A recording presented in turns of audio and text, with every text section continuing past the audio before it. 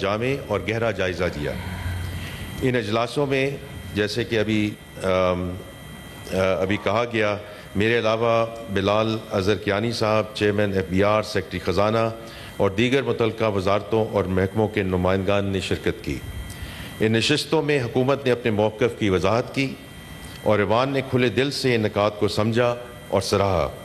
ان مباحثوں نے ہمیں اجتماعی دانش سے بجٹ تجاویز کو بہتر بنانے میں مدد دی۔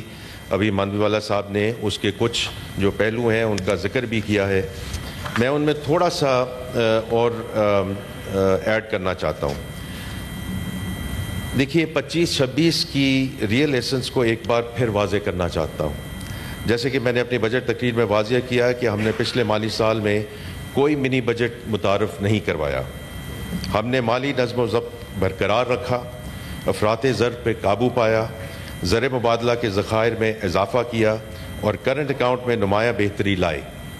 ان تمام اقدامات کا مقصد پاکستان کو اقتصادی غیر یقینی کی دلدل سے نکال کر پائیدار بہتری لائے۔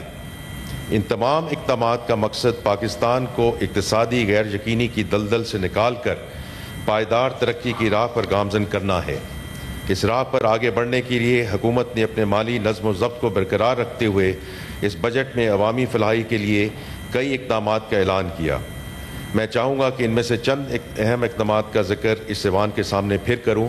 اور جناب چیئرمین، میں صرف ایک بات ذکر کرنا چاہتا ہوں کہ جو ہم نے اگلے سال کے جو ایکسپینڈیچرز جو فیڈرل گورنمنٹ ایکسپینڈیچر ہے وہ 1.9% سے بڑا ہے۔ اگر آپ پچھلے 5-6 سالوں میں چلے جائیں تو کبھی 10%، کبھی 12%، کبھی 13%۔ تو یہ اس real example of where we جو ہمیں کہا جاتا ہے کہ آپ اپنے اخراجات کو کم کریں اور اس کو ایک مناسب لیول پہ لے کر آئیں، تو اس میں 1.9% کا اس میں اضافہ ہو رہا ہے۔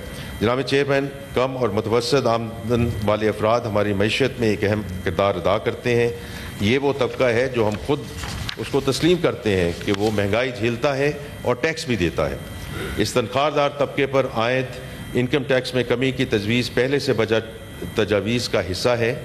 اس حوالے سے حکومت نے وزیر اعظم صاحب کی خصوصی ہدایت پر 6 لاکھ سے 12 لاکھ تک تنخواہ پانے والوں کے لیے انکم ٹیکس کی شرح 2.5% سے کم کر کے صرف 1% کر دی ہے۔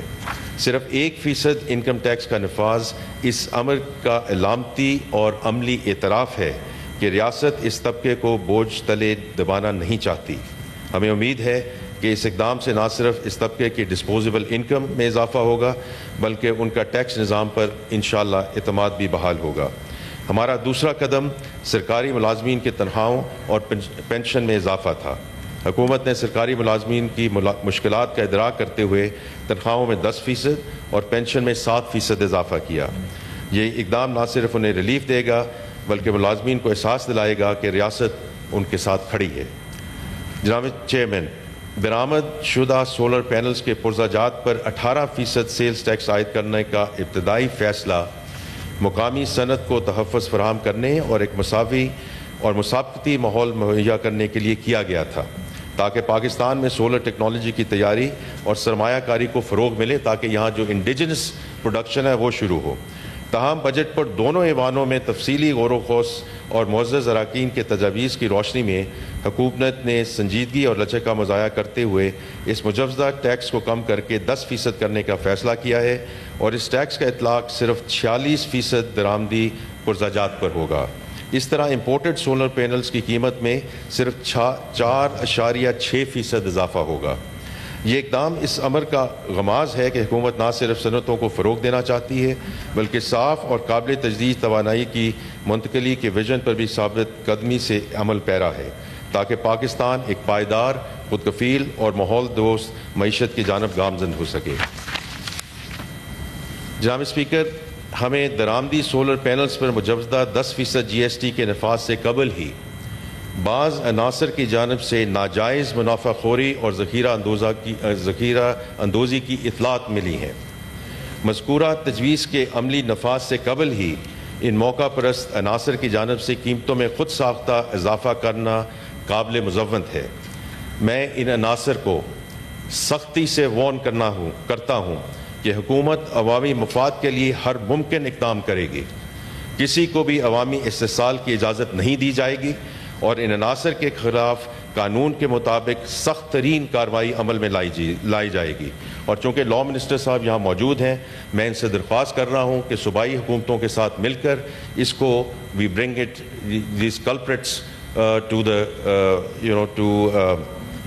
The justice.